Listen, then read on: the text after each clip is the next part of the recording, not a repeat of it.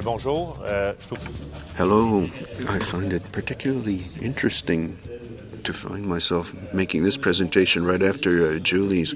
It doesn't answer all of her wishes, but there's something in what we're going to be telling you about today that demonstrates that the network is progressing and moving forward in the direction recommended by Julie. The presentation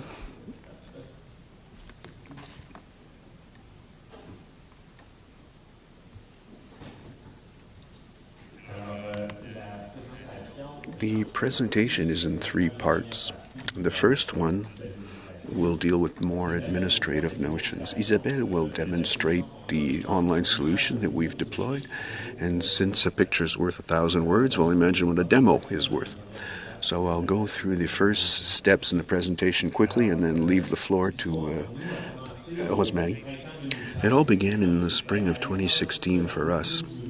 And this is somewhat similar to what happened in other jurisdictions, like in the USA, for instance. We at the Medical Insurance Authority, we were asked to put together a solution so that patients via the internet might have direct access to their medical records, health records, and it should be free, accessible to all citizens. So why la Régie d'assurance maladie, the Medical Insurance, Health Insurance Authority? The reason is that we have a lot of information, clinical and administrative information on patients.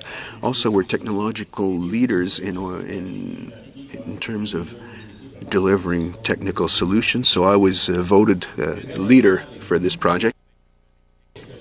I thought it would be a big technological challenge, but it was more a challenge of being relevant to patients. It was more of a clinical challenge and a challenge in relevance rather than technological. Technologies are always in the service of something that is greater than us.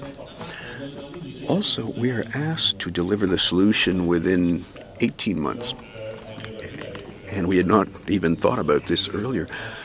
So we decided we made a proposal to deliver this in different steps, in different stages. And the objectives of the booklet is simply to let people obtain access to their clinical information. It should be a lever as well so that people could contribute to their own health file, and also to offer 24/7 access digitally in a more general way. And I have more specific slides, but the first point, you can see there are 7 major themes here. The first theme is clinical information we have. Then it's access to the files, making sure that the citizen has all access to the information. The information should be secure, but it should also meet a patient's needs. Thirdly, all the information that in this case can be targeted information on the basis of the patient's health or age or demographic parameters. Fourth theme, if you will, as Julie was saying, the patient should be able to contribute to his or her health file by making certain observations, comments. Fifth, communications between physician, nurse, people involved in the network, and the patient. And the sixth block, facilitate access to services, whether clinical services or administrative services for when somebody needs a reimbursement from insurance or wants to register with a program. All of this aiming at improving the performance of the healthcare network.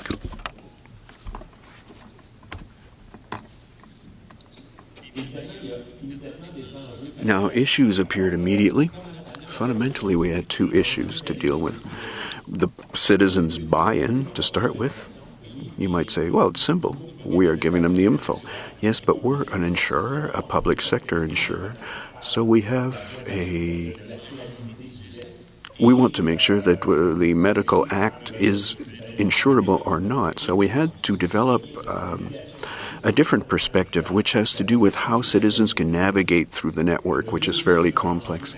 The other issue we had is healthcare professionals' buy-in, because the solution doesn't target them, but they are dealing with citizens on a daily basis.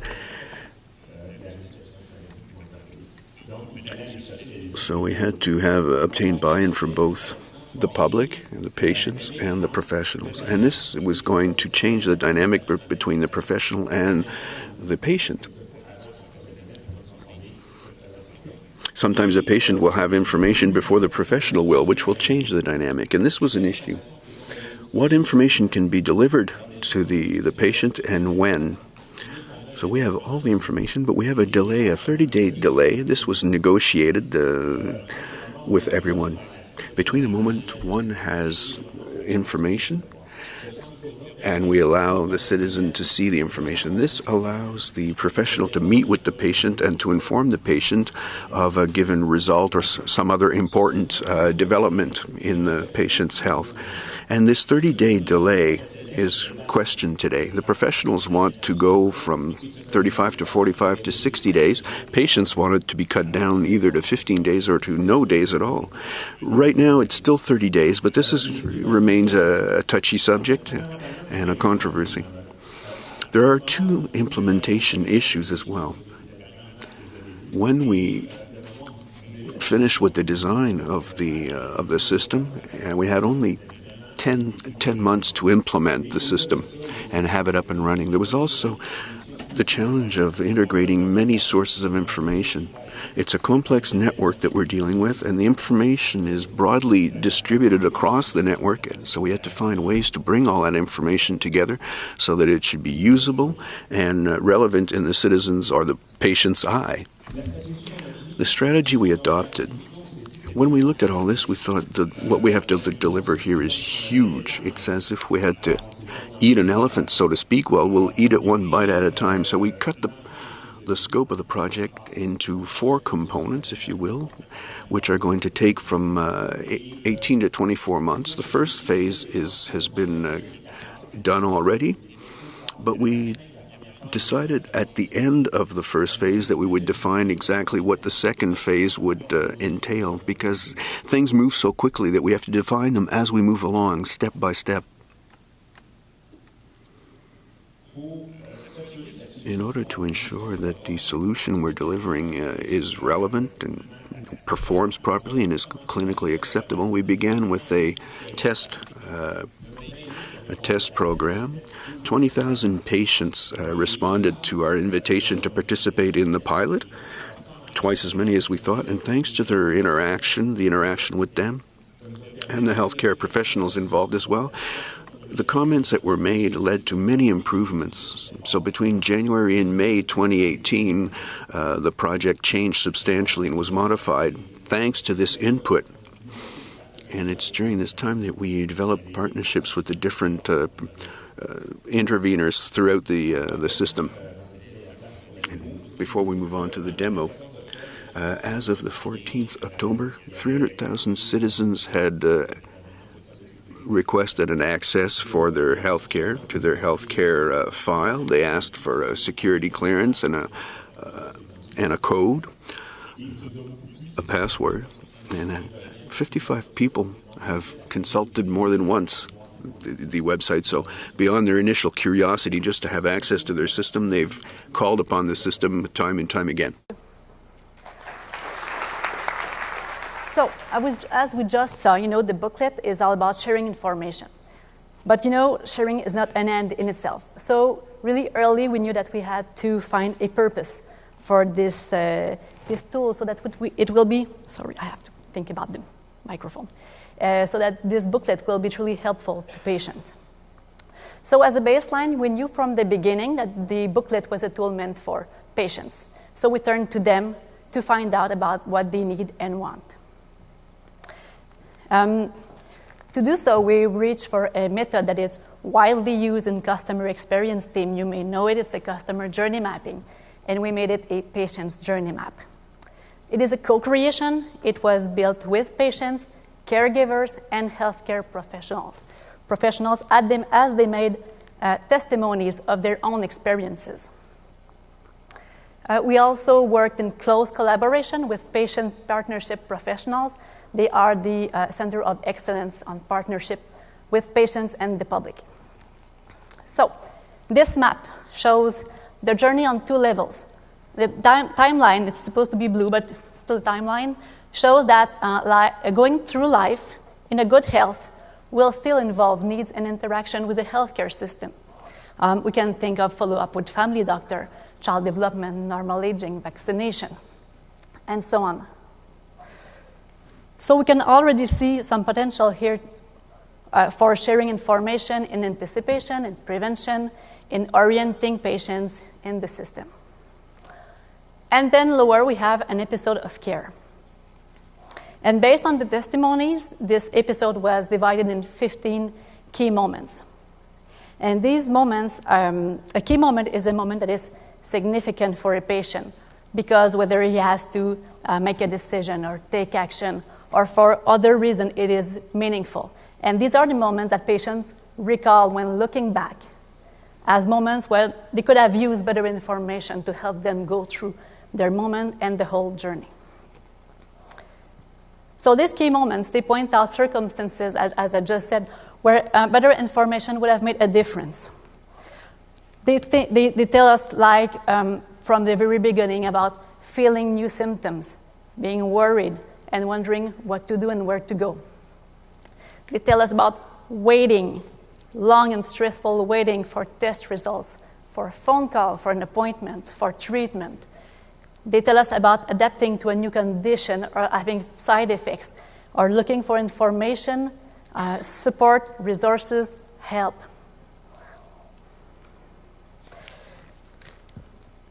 Sorry, I'm just going to switch. So as we know, of course, a health journey does not stop when one leaves the hospital or the clinic. It's always going on. And these moments, they happen at home, school, or work, in the car. Everywhere. So patients really do need support. They need our support, and we're thinking about support through information in the booklet. So every one of these key moments, lower, is completed with informational needs, still as said by patients and caregiver. So what information they would have needed at every one of these moments to help them go through it. And this information at the right time becomes the purpose of tools like the booklet. Better information can engage, empower, can remove the unknown, can educate, can support, train, orient. There's a lot. It's very powerful, and there's a lot of value to be had there. So this became actually the vision statement for the booklet: right information at the right time for a better journey. Understanding the patient's journey is so important. As much as we want to do well for the patient, sometimes we may have missed the point by not asking or thinking that we know. But when you hear it from a patient, I did it through last winter and last spring, it really changes your mindset, and it raises empathy, and it really shifts the focus from us as an agency to them, the patients, because in the end, we are working for them. So, we're really happy of this work. I think it's a great achievement. The work in co-creation is so valuable. Hopefully, it will inspire many more of the kind. Thank you.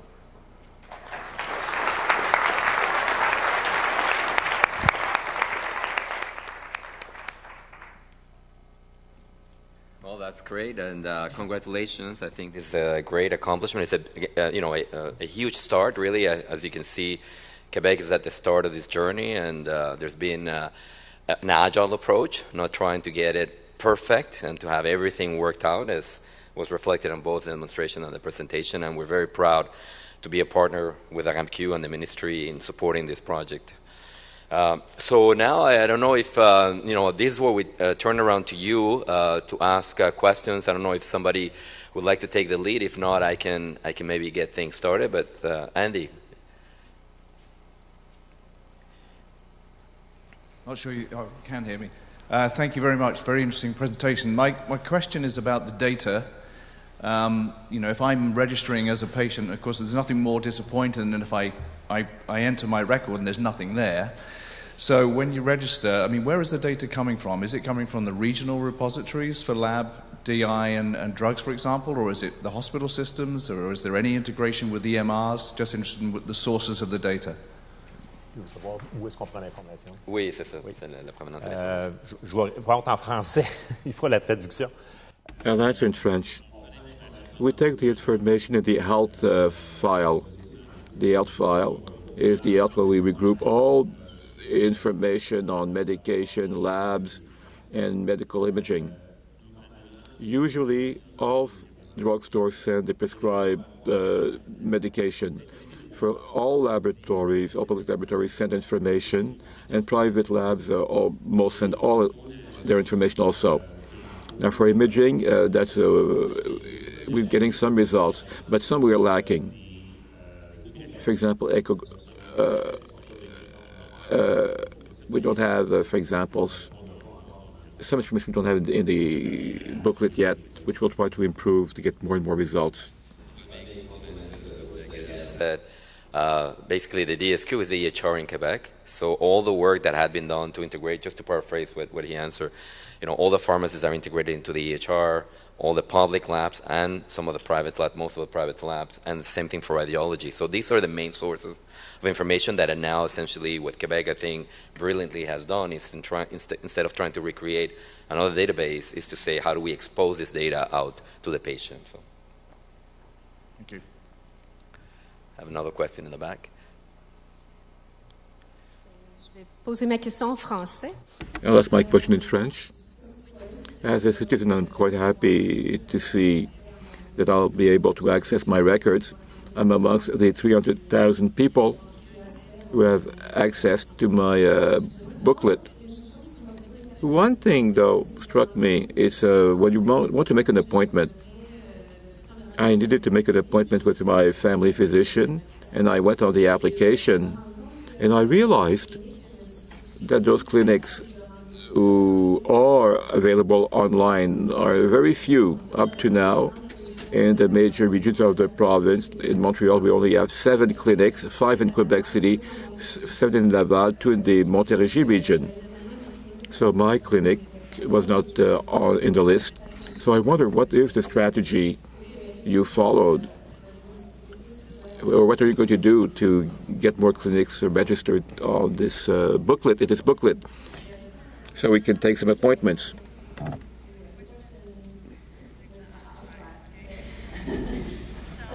The question was about the appointment scheduler. Today, not many clinics participate in that part of the portal.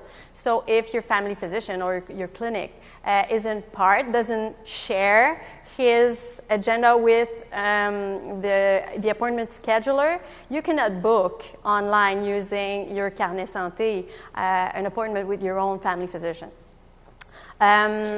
We are working very hard. The first step for us, we have to go step by step, you know. So the first step was to have the biggest clinics to be part of Rendez-vous Santé Québec, which is the appointment scheduler. So today, most of these big clinics, which we call GMFR, share appointments, share their schedules with, and we can book online. For walk-in clinics, open walk-in clinics for the whole population, that we can access. The next step is for the GMF Universitaire, which are the clinic where residents, family medicine residents, are being trained. So this will be in January. They will have to participate in the portal. And the next step will be all the GMF, which are the primary care clinics here. And we are working with the Régie to have a whole strategy to help and to give tools to clinical teams to continue offering advanced access, because we often hear, you know, I work in advanced access way, which is the way of booking your appointments not 3 months in advance, and giving continuous availability to your patients. And physicians fear the platform will, the portal will make it harder to have this availability. So we will develop tools together. We're working on it right now to make sure more clinics are in the appointment scheduler. So thank you for your question. It's a real issue for us. Yeah. You're just going to add something about that. Like, I'm from one of the university clinic in Montreal, and at one point, what is pretty hard in those clinics is because we have lots of residents who have patients under their care, but also nurse practitioner.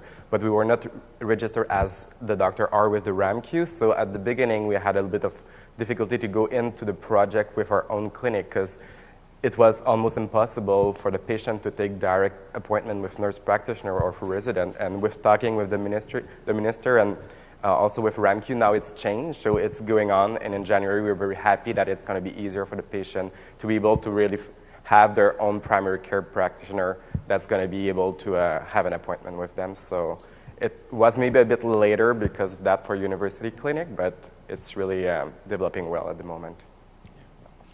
Just a quick clarification for those that are not familiar with the term advanced access. It's just a different way for the clinician to prioritize, scheduling based on need and the priority of the patient. So instead of, let's say, automatically saying you get to see every 6 months, it's really like who needs to be seen and at what frequency, and then making the schedule, manage it from that perspective. And that's a transformation that's happening right now here in Quebec, and over 30% of GMFs, I don't know, maybe more now, but last stat that I had, are now essentially moved to that different way of managing essentially the patient population. Next question. Hi. So about scheduling, really cool platform there, and I look forward to seeing something similar in Ontario one day. Is there a plan in the next stage to include referrals to specialists and so on to see perhaps a pending appointment or a request for an appointment, and then appointments, of course, with specialists? Yeah, and maybe you can talk about what's next, because there are other things that you didn't mention that are in the pipeline. On a des plans à court et à plus long terme. We have short and long-term plans. In the short term, we want to add the possibility for patients to see if they're waiting for a surgery. So that's a fairly crucial issue for them. So we want such an indicator. The other aspect is to have a health library,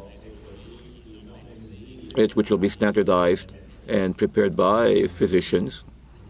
We're currently acquiring such a library right now. It's going to be a reference for citizens to consult about their condition. We also want to add the cost of various services. We want to indicate exactly how much a trip or the appointment to the doctor will cost, as well as contact data.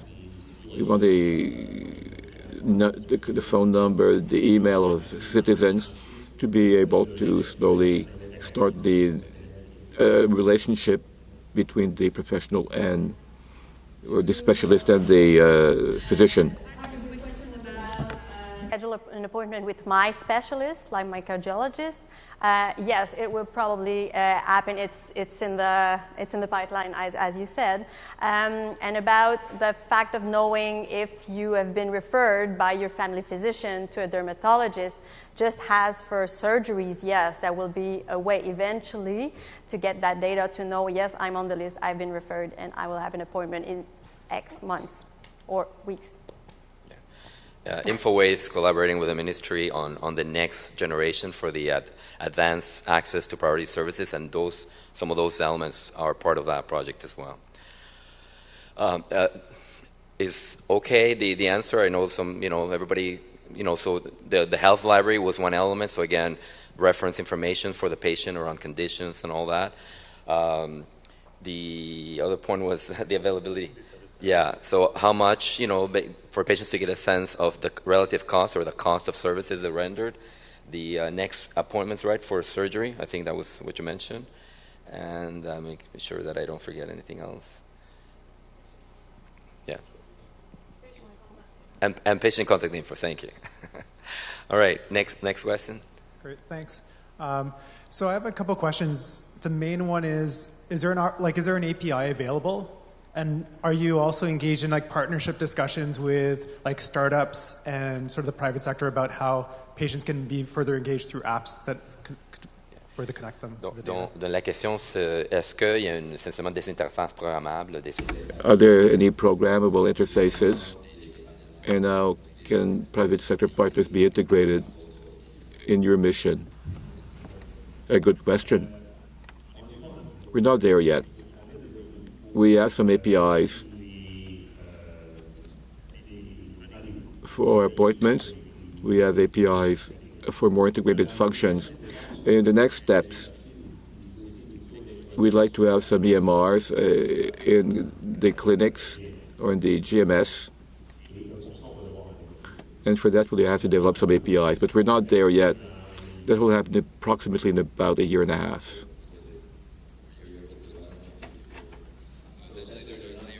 There will be an opportunity downstream, to access some of the APIs in terms of the integration with the EMRs. So that's something that's sort of like in the roadmap, we could say, in about 18 months. Yeah. If I may, I'd just like to interject one question, and then I'll pass it over to you. Is that okay, Fraser? Yep. So, because I'd like to hear from Annie. Maybe if you can tell us a little bit about, the participation of the Center of Excellence and the importance of the, collaboration with the patient. Oui, en fait, c'est une des grandes. In fact, it's one of the great strengths of the booklet. It was designed so that citizens use it. So it's quite natural that patients give us their viewpoint on how to build the booklet with the RMMQ and with health professionals. So these perspectives are essential so that this booklet will be useful and relevant to its users. I would have dreamed of having such a tool when I helped my daughter in very, very critical periods of her life when she was very, very sick. And I refer to what Julie said earlier. It's quite important to have all this information and all the information when you need it. And if I could add, the 30-day rule, as a partner in my care, it would never come to mind to say, something happened in the life of my daughter, which is important, but I'll wait for 30 days before telling my clinician because he might be too busy or something. No, that rule doesn't make any sense at all. In the case of chronic care, it's important to have the information that's available. I contributed to the pediatric component of the health booklet, and our perspective are quite essential to make this booklet useful for me. If I'm going to use that booklet, it shouldn't be designed from the point of view of someone in the RMQ or someone who's working in the hospital. It's, as a patient, I use it 24 hours out of 24 outside of the hospital setting. She talked a little bit about, again, the importance of the, engagement with the patients and how happy she is that, again, that this project in particularly, has really taken steps to do this. At the same time, there's still improvements to be made, and I think, Gael talked about that, and Dr. Samson as well. So I think it's an important lesson, right? I mean, there are certain decisions that have been made in order to launch this as quickly as possible. One of them was, to settle on that 30-day delay for releasing of results. As Gael mentioned, patients, and I think anybody in this room would agree, the ideal would be to shorten that. And then he basically sort of like, reiterated the importance of that and the continuing to work in improving that. And that would be one of the enhancements I'm hoping that will be coming, over the next several months to add more intelligence to the solution, to be able to determine when it's okay to release quickly and when may be more sensitive and so on. C'est correct? Parfait. Fraser. Bonjour. I think you all be congratulated on your leadership. So I think those of us in provinces that don't have this yet, we're very envious. My question to you relates back to what Julie was saying earlier about remuneration for clinicians. And I just wondered if you could address that. Has that been an issue? Or based on the information that's being provided, there isn't much clinician time involvement yet, but as you move into more virtual services, will this become a problem, or how have you addressed it?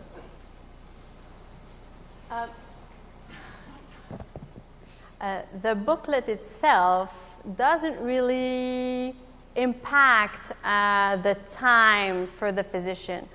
Before giving access to all the population, many physicians were afraid this will increase patients' anxiety and would make patients consulting more to be reassured about their results.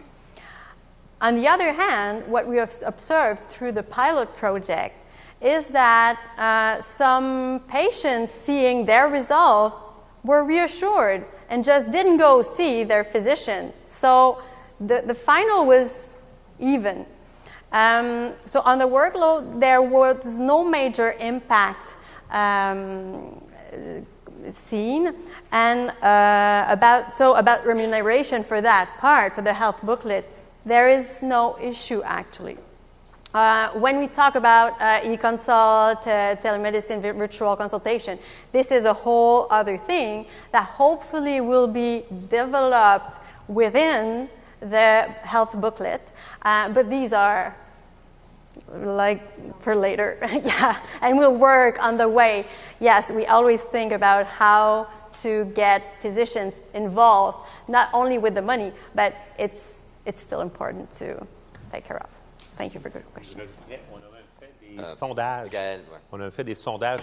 We carried out surveys amongst the physicians, and the surveys confirmed that there's no impact. Not so far, anyway. Gentleman in the back. Okay, thank you very much. Eric Shafansky from Island Health, Vancouver Island. We're about to roll out our version of the portal, and I'd like to firstly congratulate you all for where you have gotten us to, and it's a good roadmap for us to look at, so I'm appreciative of that.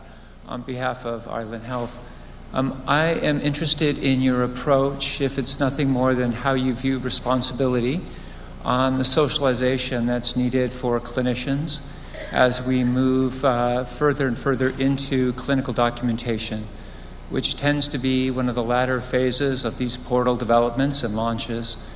And it seems to me that it's challenging to figure out who is going to help our physicians in training and those who are already present in the community practicing to realize the change in the form of that document, the function of that document in a way that is, enriches the entire collaborative process. So I'd be interested in your approach.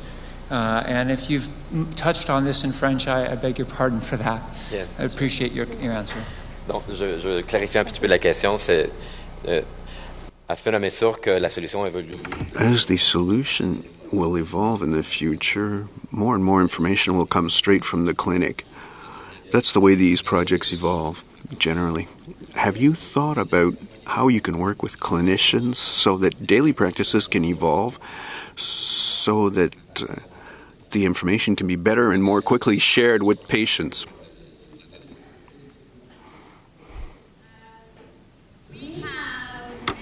Proactive physician organizations that are, as I heard, already working on it. So open notes, a way to change. Changing a culture is something very complex. So going step by step, for sure, is the best way to see it. But yes, and I went to a conference just before the health booklet was launched.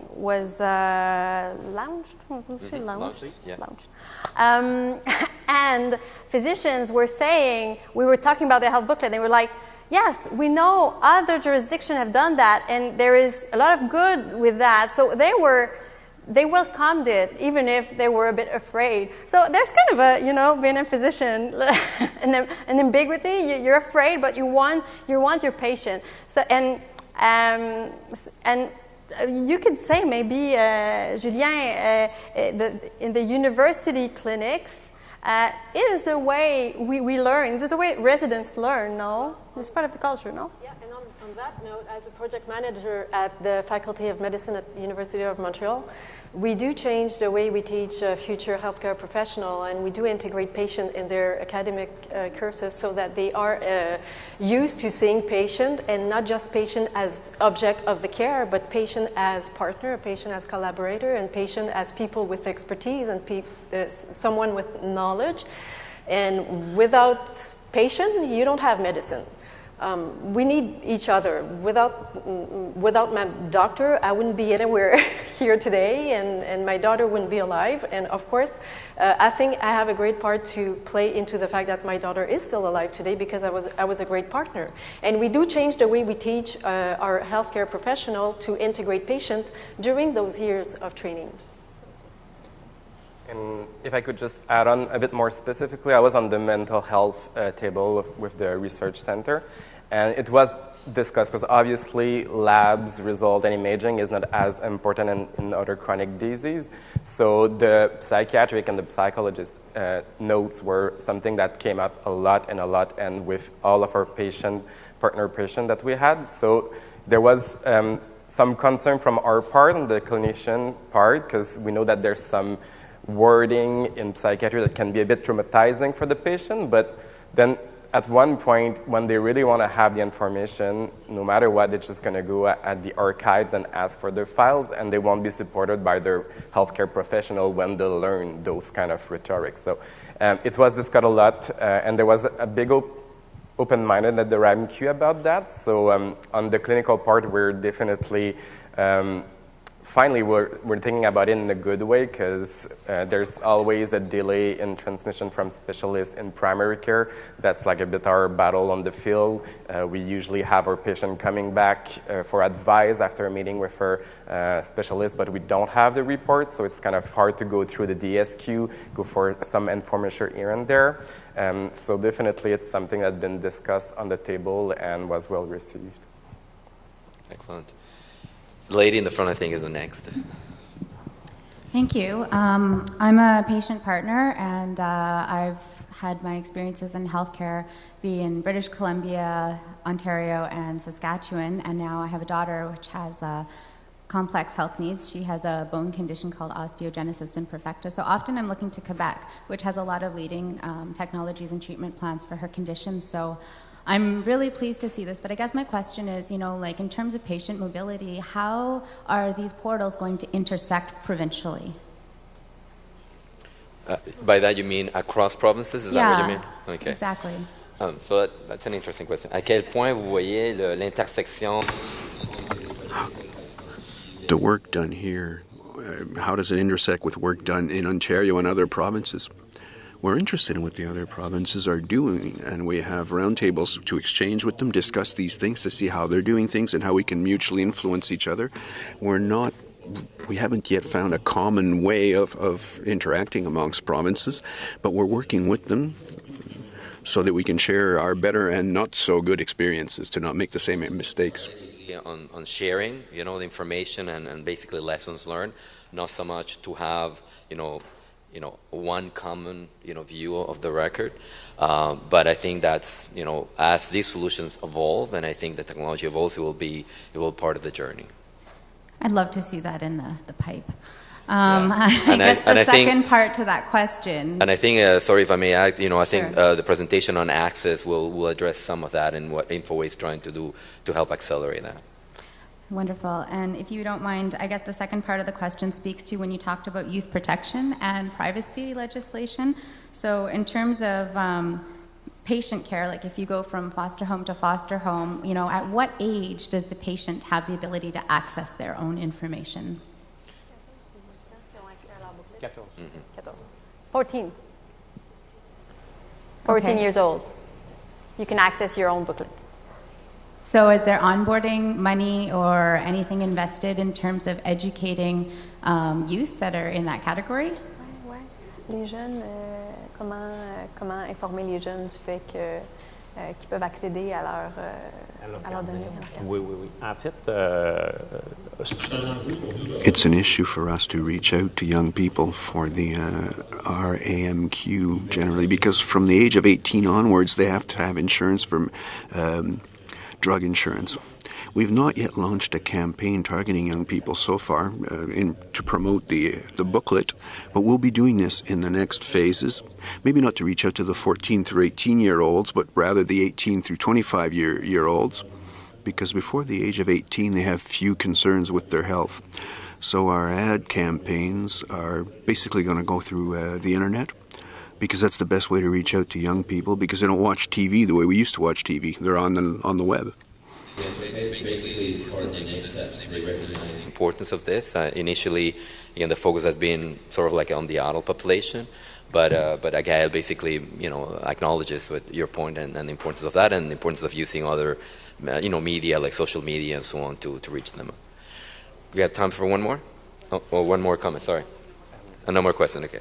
I would just add on that us as a healthcare provider will have a responsibility at one point as well to publicize it to our own patient, because it's going to be a useful tool. And I mean, if we're thinking about partnership and we really want to share information and share decision with our patient, at one point I think that every healthcare provider is going to have to put his foot on and try to kind of like sensibilize our patient with the program as well. So thank you very much. I want to thank all the members of the panel to be here today, and you'll have an opportunity to speak to them during the break. And once again, congratulations. I think this is a great accomplishment and a great first step in the journey in Quebec. Thank you very much.